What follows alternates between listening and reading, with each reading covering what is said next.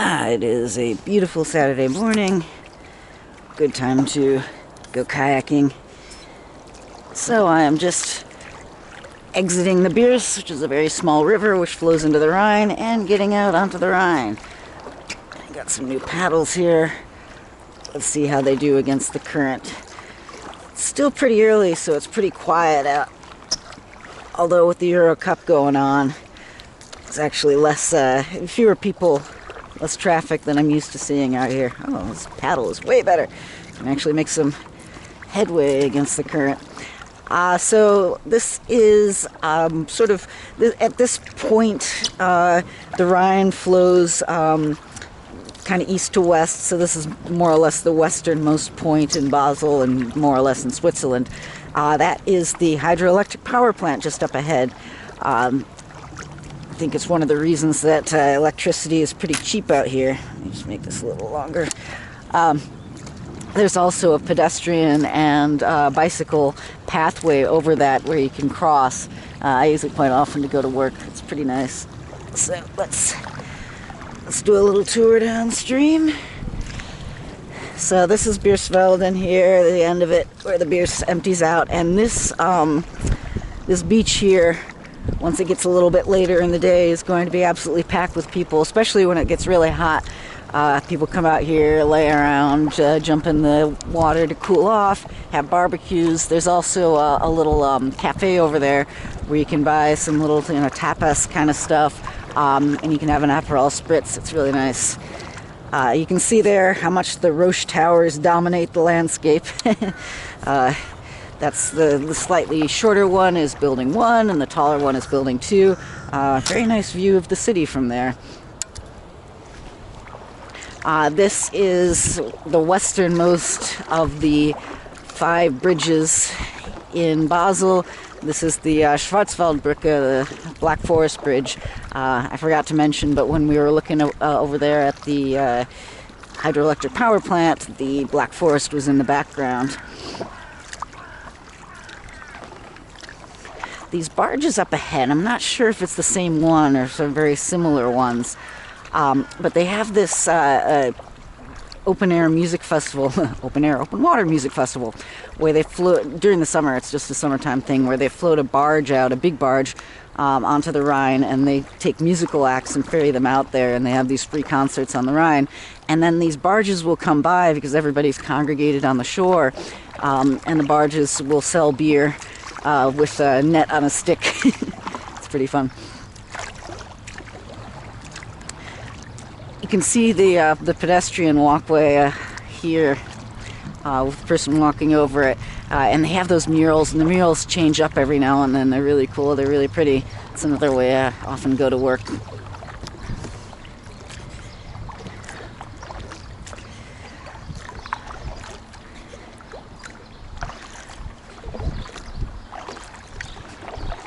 The Rhine has a pretty strong current. We're going downstream.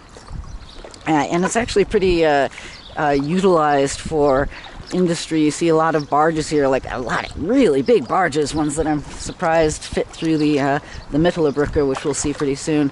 But they carry goods, they carry trash, all sorts of things. And then there's also a lot of tourism, like Viking Cruises has a pretty big presence here, and they also have local ships which do cruises. Like drinks cruises, dinner cruises, sunset cruises, that sort of thing. And on Swiss National Day, they have cruises to watch the fireworks. So, as we're coming out from the bridge over here, off to the right there's the Tinguely Museum. It was named after a French artist who did a lot of kinetic sculptures. And it actually has an affiliation with my employer, so I've gone there many times. It's a very cool museum.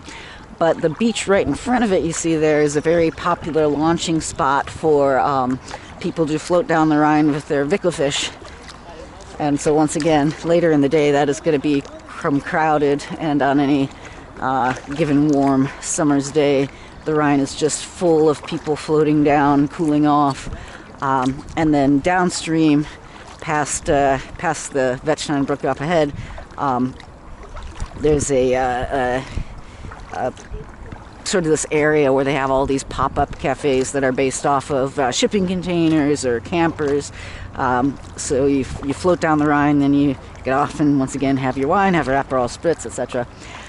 This thing right here that's jutting out over the water is an open-air cafe. Oh, it's got a French name. It's like La Café Bleu or something like that. I have never been there, but it's sort of a staple if you're ever on the water. Better view of the Roche complex. There was a news article recently saying that they were going to demolish those, the ones that are right by the water, those short buildings that are right by the water right there, and turning into some parkland, which would be quite cool.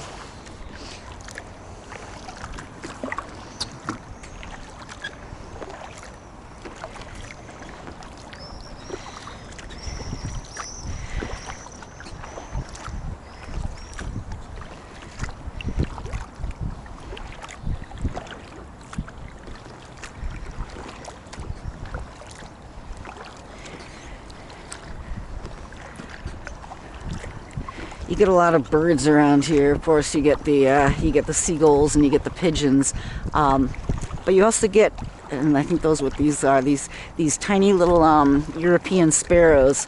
They're very bold, and when it comes to coming up to you to get food, but they're quite pretty. You also have gray herons, which are kind of shy and really quite beautiful to just observe. You get some of these little cormorants, like these guys over here, and then some bigger black and white ones. You get swans, and they are bastards.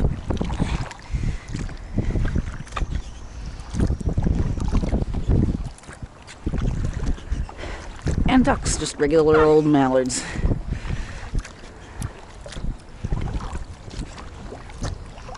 Just bought this paddle yesterday, so I'm still getting used to it. The one that came with the kayak was kind of cheap and not very good, which you could expect. It's actually quite a good kayak for being inflatable. Living in an apartment, not really having a place to store a kayak, and honestly, even if I weren't living in an apartment, it still is convenient to be able to squash it down into a admittedly large backpack.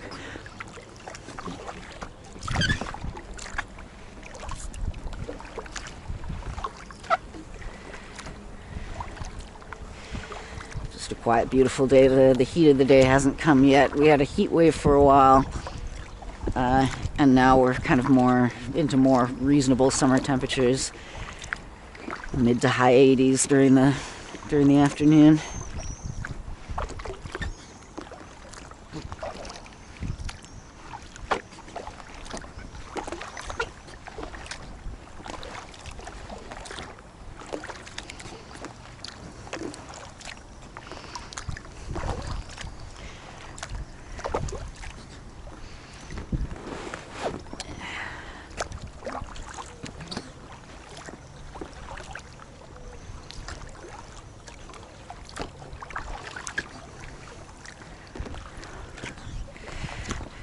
I did a triathlon at one point, which had the swim portion on the Rhine. It was a little bit, it was in September, so the water was a little bit chilly, and it's not the cleanest water, but it was cool. You know, it's sort of an event.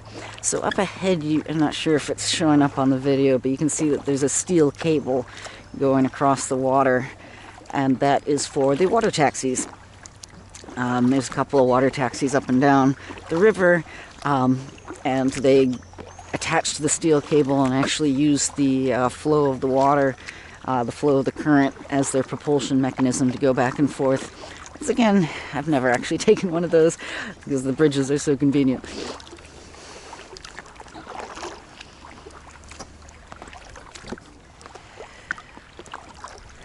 So actually the place that we just went past, you can't really see it from the water, but Basel is an old, old city in the sense that it was an old walled city, and it has some main gates that are still in existence.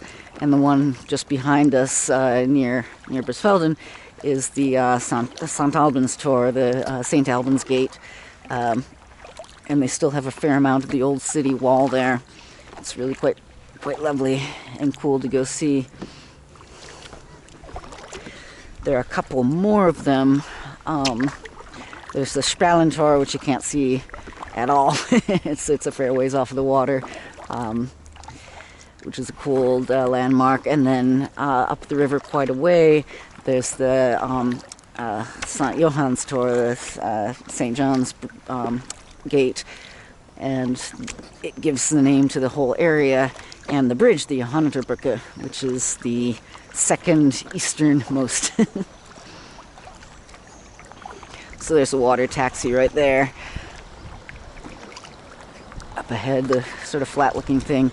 And then during the winter time, around Christmas time, they decorate the water taxis with colorful lights and just leave them on all night, which is very nice because the days get very short in the winter, and it's very cheerful to be able to see those festive lights.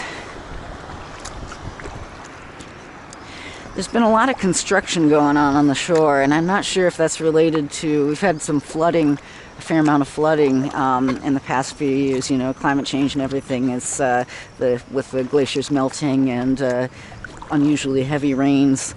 We've had the river get very, very high.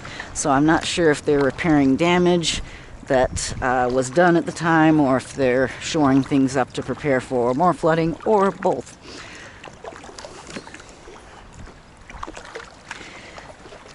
So this is the Wettsteinbrücke up ahead, the Wettstein Bridge. The setup of the bridge is actually quite cool. So they have trams running down the middle, so they have tram line in each direction running down the middle. Then just outside of that, they have one lane of car traffic in each direction. Then just outside of that, there's a curb and there is a bicycle path. And then just outside of that, you know, one in each direction. And then just outside of that, there's another curb and there's a pedestrian path, one in each direction. So it accommodates all kinds of traffic quite safely in a very small amount of space, which is cool.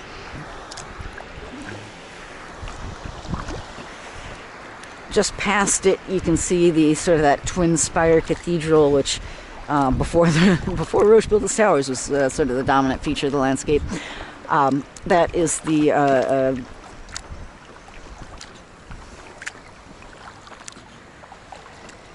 that is the brain fart. That is the Basler Minster. It's a cathedral there. It's a functioning cathedral. You can go in there and tour it. There is a sort of an open space in front of it, the Münsterplatz, and it's used for various events all year round. During the summertime, they put up a really big screen out there, and they have an open-air cinema where they screen movies in the evenings. During the autumn, they have the Herbstmesse, the Autumn Fest, and they have a giant Ferris wheel that gets put up there, which gives you a really beautiful view of the city and the surroundings. And then, of course, during Christmas, they have the Christmas markets up there. They have a children's area, sort of this area where they have little rides and activities for children. And then outside of that, they have all the stalls where people are selling their homemade ware, you know, their handmade wares, and Glühwein, the spiced wine, a spiced hot wine that they sell, which is lovely to just take a glass of that when it's really cold outside and to wander around. Once again, they put up all these bright lights, and it's very festive and kind of helps keep you happy and sane when the days get really short and dismal.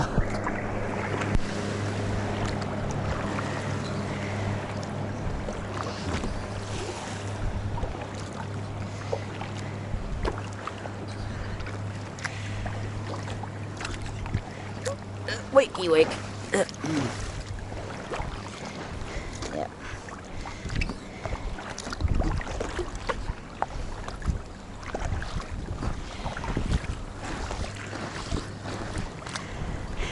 It's really hard to communicate how nice it is out here, how fresh the air is in the morning. I really feel very lucky to live here.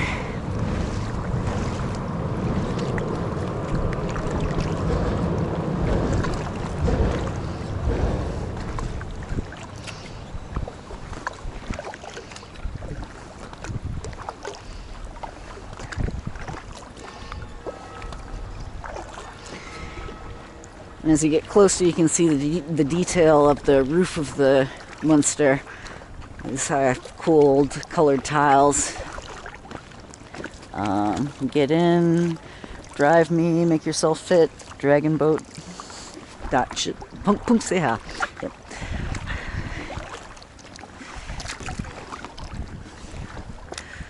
Yeah, so this is that construction I was talking about, a fair amount of it here. So you can see this sort of wall up ahead here. That's the backside of the Basel Munster. There's a little park area there with those really thick trees, so it's very shaded and cool. And you can walk out to the edge there. I think you see people taking selfies there, which once again has a very nice view of the city when you're up there. A view that's a bit dominated by those rush towers, but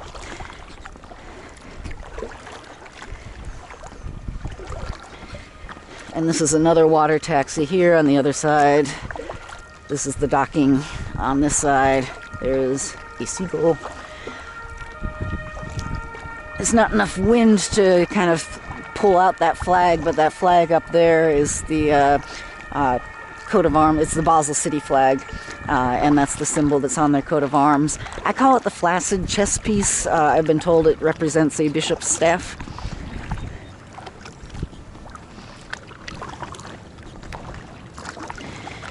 And now we're coming up to the middle of the 5 bridges, aptly named the Mittelbrücke, the Middle Bridge. That one is, as you can see, more of an old school bridge made out of stone. It was rebuilt in, I think, the early 1900s, but it was rebuilt based on sort of the original old school stone bridge. That area is a very touristy area, and even though it's a touristy area, I actually like going out there. Oh, damn. To the left, if you go in that way, is the city hall, the Rathaus, which once again is a classic old building with red stone. To the right is Klaraplatz, which is a lot of shops, a lot of shopping. Once again, very touristy, but also a lot of open air cafes. The open air cafes are very big out here. Go at 9 in the morning and see people already having their wine.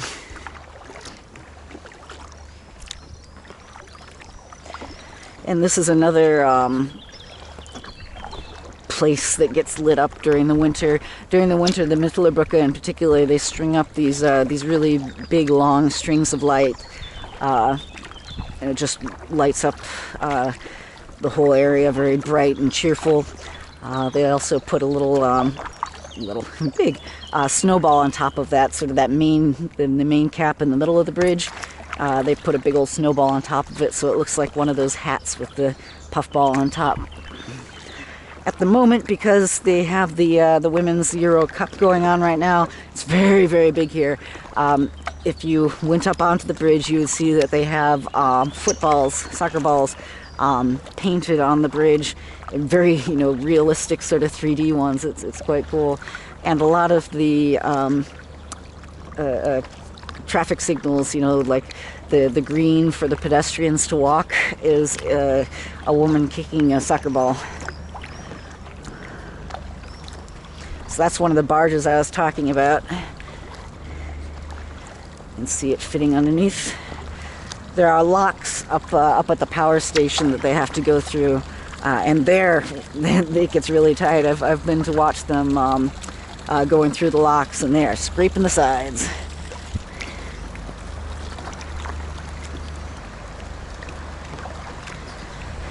Can't see what this is hauling from there.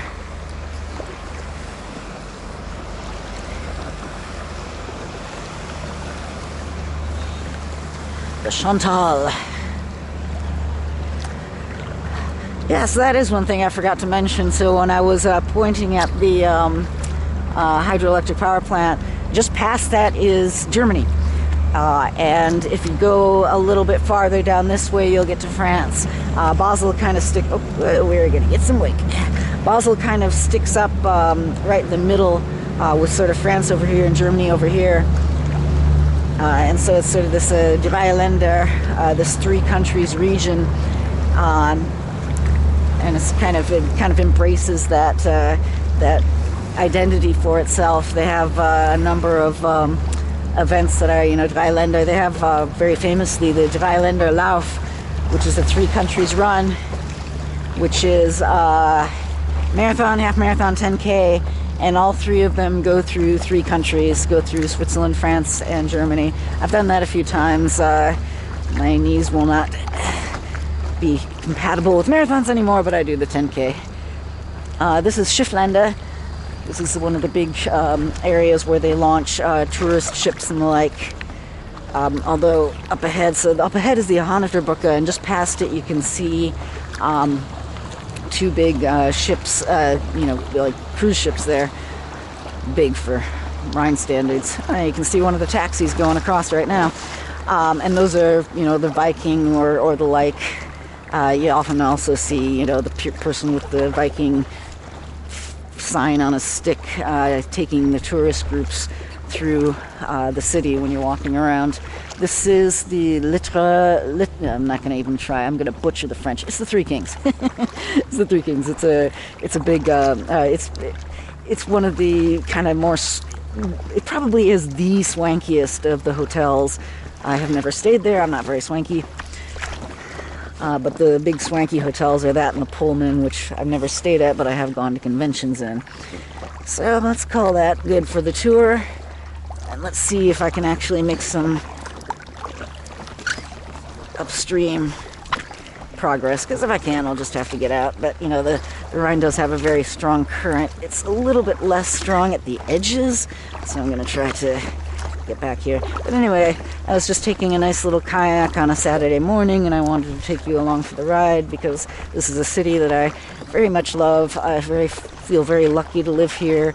Every time I go out, I'm reminded of how beautiful it is. It's very beautiful, and it's a lovely place to live. And I hope you guys have a good day.